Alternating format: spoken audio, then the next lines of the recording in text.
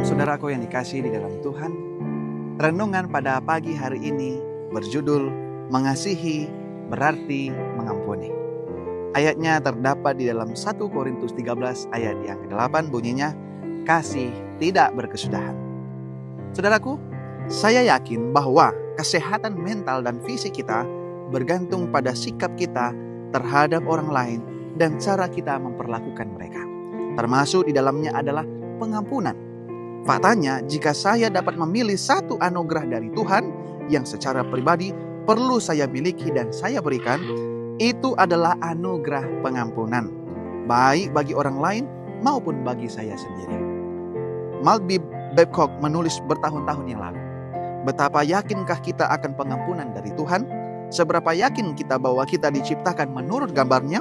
Ketika kita mengampuni dengan sepenuh hati dan tanpa memandang siapa orang yang berbuat salah kepada kita, secara sentimental kita mungkin merasa dan dengan entengnya kita mungkin berkata, melakukan kesalahan adalah hal yang manusiawi, memaafkan adalah ilahi.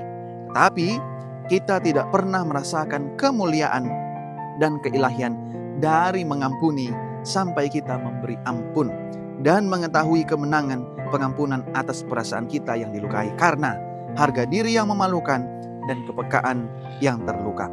Disinilah kita berada dalam hubungan yang hidup dengan Dia yang memperlakukan kita seolah-olah tidak terjadi apa-apa, yang meninggalkan masa lalu dan mengajak kita melakukan perjalanan bersamanya menuju kebaikan dan kegembiraan, menuju hidup yang baru. Ya, Tuhan meminta kita melakukan yang sama bagi orang lain dan diri kita sendiri.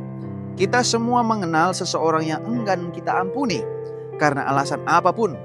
Ada sedikit rasa angkuh yang tersembunyi di sudut hati kita dan muncul untuk menerkam kita ketika orang itu menyerang dengan cemoohan dan merusak harga diri kita. Setelah suatu hari sangat disakiti, sekali lagi saya bertanya pada diri saya sendiri, apakah hal itu akan demikian mengganggu jika orang lain yang mengatakan hal yang sama? Sungguh mengejutkan menyadari bahwa saya tidak akan berpikir sekali, apalagi dua kali tentang hal itu. Tapi dia orangnya. Mengapa? Saya masih belum menemukan jawabannya. Namun pada saat itulah saya menyadari bahwa sikap saya salah.